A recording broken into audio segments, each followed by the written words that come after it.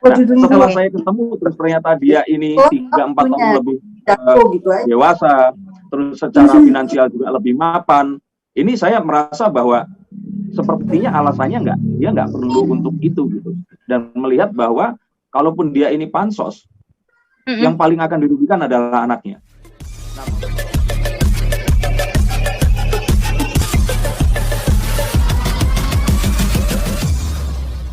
Oke, mungkin nanti bisa nanya langsung kalau ternyata dia berkesempatan untuk ditanya, tetapi ini adalah alasannya dia yang saya ingat. Yang pertama adalah, satu, dia memang mau muncul. Dan dia itu sudah dihubungi oleh banyak sekali wartawan. Dan dia bilang ke saya kalau saya mendingan muncul di tempat di mana saya ini bisa, jadi akhirnya kami punya kesepakatan untuk nanti hasil wawancara itu saya kasih ke dia.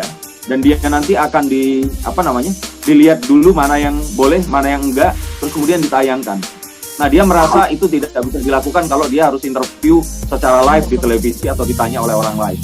Dan dia melihat saya di konten saya yang saya ramalkan tentang mereka ini, saya tidak memihak kepada siapapun dan saya meminta kepada seluruh netizen untuk menunggu ini tadi proses peradilan yang memang terjadi. Jadi mungkin beliau ini tadi menganggap kalau saya ini netral di sini. Nah, makanya dia menghubungi saya dan mau. Kalau untuk pertama kali ya sebenarnya dia bukan mau ya, saya yang membujuk sampai akhirnya mau. Tapi akhirnya mau bersama saya adalah karena dia mempertimbangkan saya ini netral. Singkat kata ini terjadi. Karena saya sendiri pun kan pekerjaan saya kan sebagai seorang musician, sionis, pekerjaan saya mengharuskan saya untuk dalam tanda kutip berbohong. Dan saya tahu saat saya ketemu seseorang yang berbohong. Dan saat dia melakukan ini, sebenarnya saya bisa mengatakan bahwa satu, dia nggak bohong. Kedua, dia itu sangat-sangat ketakutan. Ketiga, dia sudah ingin melakukan tapi kayak jadi nggak jadi. Dan keempat, yang saya baru sadari adalah waktu pertama kali figur W ini keluar, cuma namanya, dan kita nggak melihat wajahnya ini seperti apa. Yang saya bayangkan tadinya itu adalah anak yang lebih muda jauh dari Reski, terus kemudian ngefans sama dia, terus dipacarin, terus kemudian terjadilah sesuatu yang diklaim terjadi itu tadi. Nah, setelah saya ketemu terus ternyata dia ini 3-4 tahun lebih dewasa, terus secara finansial juga lebih mapan. Ini saya merasa bahwa sepertinya alasannya dia nggak perlu untuk itu gitu. Dan melihat bahwa kalaupun dia ini pansos, yang paling akan dirugikan adalah anaknya. Nah, pertanyaan saya pun yang pertama adalah menanyakan kepada dia, ini kamu memang mau, kok kamu mau sih ini di blow up sama media seperti ini? Dan dia katakan, ini bukan saya yang mau, Mas. Saya melakukan ini dengan sangat senang.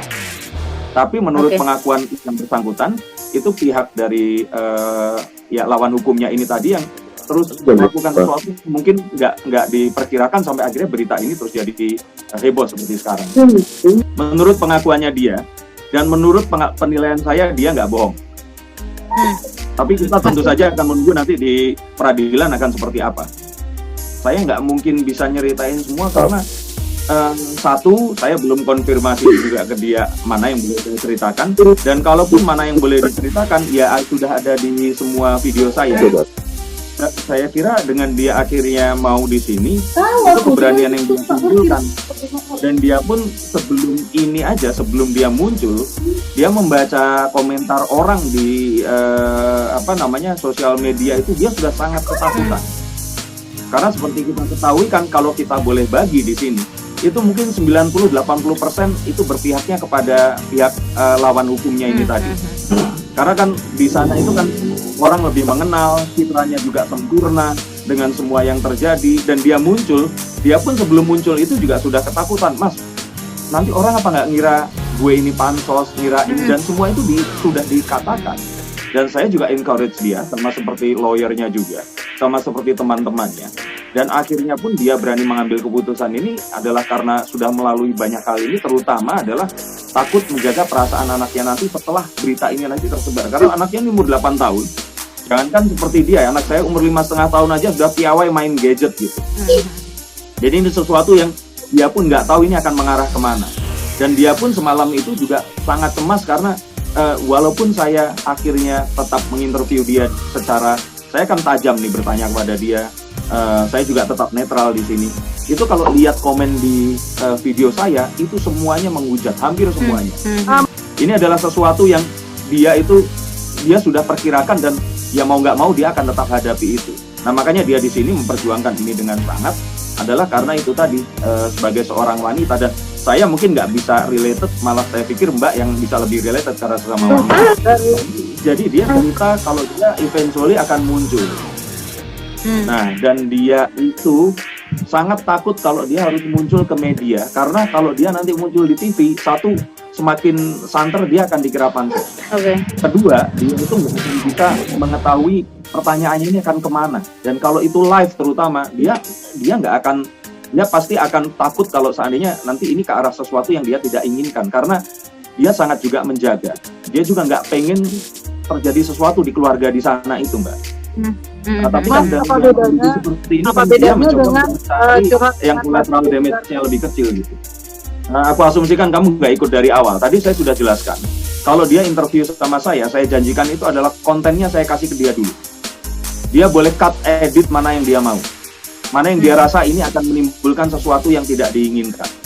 Nah, kebayang nggak kalau dia harus ngomong dengan banyak orang, multiple person seperti sekarang ini, kan nggak mungkin dia akan meminta, ini ada berapa nih, 12 orang untuk mengirimkan, Mbak nanti tolong dikirimkan ya, saya mau lihat. Nah, dia merasa ini yang dia rasakan nyaman. Bahkan saat ini pun dia sedang ngobrol dengan seseorang yang teman-teman wartawan akan tahu, ini satu figur yang lebih kontroversial. Saya nggak mengkonfirmasi kalau kabur ya, karena kata-kata kabur itu saya pikir saya nggak ingat dia mengatakan kabur ya, tapi lebih ke pertemuan itu sempat terjadi dan terus kemudian menjadi nggak pernah ketemu lagi. Nah kalau dia tanya itu sudah dijawab, dan saya sudah berkali-kali juga menanyakan kepada yang bersangkutan ini, kenapa Mbak? Kenapa? Dia bilang waktu itu adalah, ya Mas, saya kan cewek, masa saya minta dinikahi? Nah, tapi kalau saya bilang di sini, kalau personal opinion saya di sini ya, itu adalah karena dia ini mungkin waktu itu posisi sosial ekonominya itu di atas yang si laki-lakinya. Jadi waktu itu mungkin masih punya satu gengsi yang tinggi untuk menanyakan hal itu tadi. Itu penilaian pribadi dari saya. Tapi kalau jawaban resmi dari dia itu, ya itu tadi. Saya perempuan, saya nggak mungkin untuk minta dilamar seperti itu. Nah, jadi ada salah satu grup tertentu itu menyoroti itu ke arah yang berbeda. Dan ini menyoroti tentang sesuatu yang terjadi tentang kasus hukumnya dia lah. Seperti itu. Dia ingin menunjukkan ke masyarakat kalau dia itu ada, memang real orangnya. Karena kan selama ini pertanyaan orang itu simpang siur. Gue ini siapa? Dan belum ada sosoknya gitu. Dan waktu saya ngomong, kamu memang nggak pengen tampil ya Mbak? Pengen Mas, tapi saya itu sudah kadung dicap pansos. Nanti kalau saya tampil apa nggak malah itu dipergunakan untuk sesuatu yang menyerang saya dan berefek kepada anak saya. Nah, saat dia melakukan itu, saya bilang, lah Mbak, eventually kan kamu akan terpaksa muncul. Sekarang tinggal kamu mau muncul di mana untuk pertama kali. Muncul di satu environment yang kamu bisa atur, atau muncul di satu tempat yang kamu nggak bisa apa-apa. Dan setiap kata-katamu akan memungkinkan untuk di-reframe oleh seseorang yang tidak berniat baik dan digunakan untuk melawan kamu. Ya saya pikir sih ada banyak pertimbangan ya di sini ya.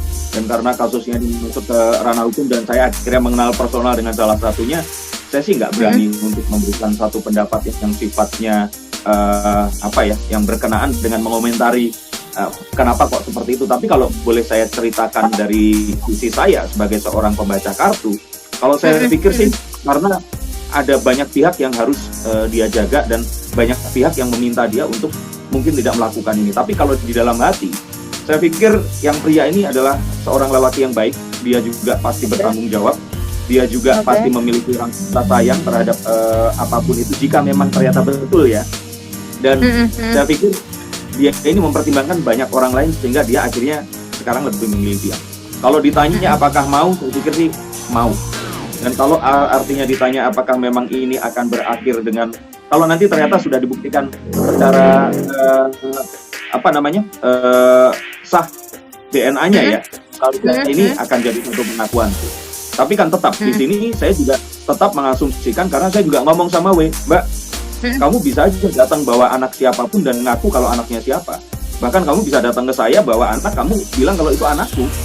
gitu. Dan sebelum ini semua bisa dibuktikan, ya itu masih tetap bukan anaknya Reski.